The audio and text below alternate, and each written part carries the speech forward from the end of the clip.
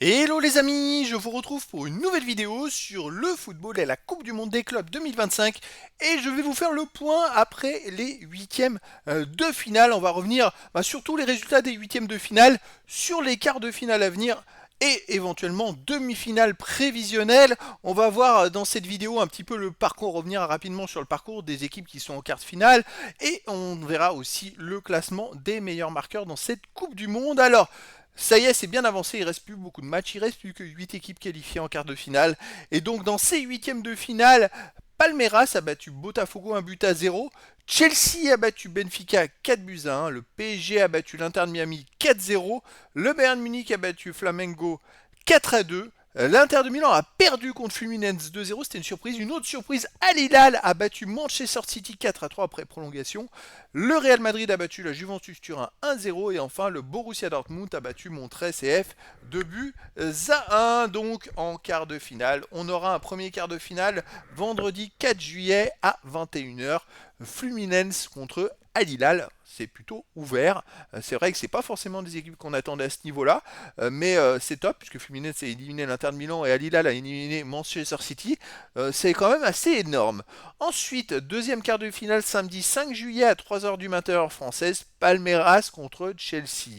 Alors c'est vrai que là c'est plutôt ouvert. Palmeiras, c'est une équipe brésilienne qui marche très fort, qui a fait des bons résultats. Attention, Chelsea n'a pas fini premier de sa poule, on va le voir après.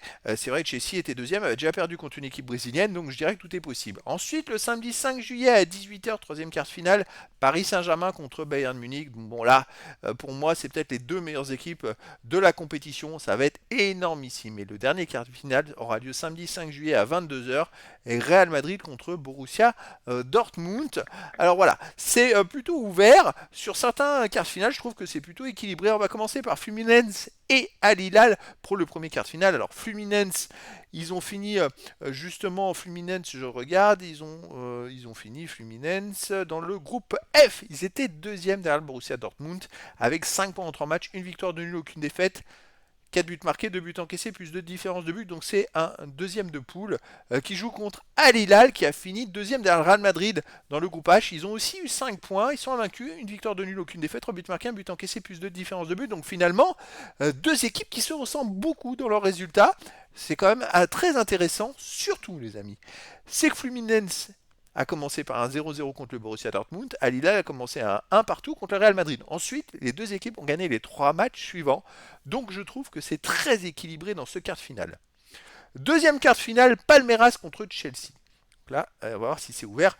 Palmeiras, c'était le premier du groupe A, avec 5 points, une victoire de nul, aucune défaite, 4 buts marqués, 2 buts encaissés, plus de différence de but. Et Chelsea a fini deuxième du groupe D avec 6 points, 2 victoires, mais une défaite, 6 buts marqués, 3 buts encaissés, plus 3 de différence de but. Et Chelsea a perdu contre Flamengo 3-1, vous voyez, alors que Palmeiras, finalement, a fini premier de sa poule, une autre équipe brésilienne. Ça s'équilibre, hein. Je dirais que tout est possible dans cette rencontre. Troisième match, Paris Saint-Germain, Bayern Munich, là il y a quand même du très lourd. Alors le PSG était premier dans le groupe B avec 2 victoires mais une défaite. Ils ont perdu contre Botafogo 1-0, c'était une surprise. Ils ont battu l'Atlético de Madrid et Seattle Sounders. Tandis que le Bayern Munich a fini deuxième du groupe C, c'est une surprise aussi derrière Benfica. 2 victoires, une défaite, pareil, 12 buts marqués, 2 buts encaissés, plus 10 de différence de but. Alors ils avaient démarré par un 10-0 contre Auckland. Ils ont ensuite battu Boca Juniors 2-1, puis le dernier match, ils ont perdu contre Benfica 1-0, mais ils ont fait tourner la moitié de l'effectif pour pouvoir se reposer en vue des huitièmes de finale. Donc on a deux équipes, je dirais, à peu près au même niveau. Je pense que le PSG est au-dessus du Bayern. La différence, c'est qu'au Bayern, il y a quand même des super joueurs techniquement, des jeunes joueurs. Il peut y avoir la niaque. Alors attention aux Parisiens, ça va être un sacré choc. Et le dernier quart de finale, Real Madrid contre Borussia Dortmund. Alors là, c'est pareil. Le Real Madrid, c'est le premier du groupe H avec 7 points, 2 victoires nulles, aucune défaite, 7 buts marqués, 2 buts encaissés, plus 5 de différence de but.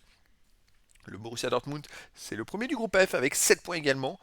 Pareil, 2 victoires nulles, aucune défaite, mais 5 buts marqués, 3 buts encaissés, plus de différence de but. Le Borussia Dortmund a eu quand même plus de mal pour en arriver là. Quoique le Real, c'est pareil, hein, ils ont fait un partout, 3-1. ils ont été dominés, mais ils ont réussi à marquer en contre-attaque dans les matchs.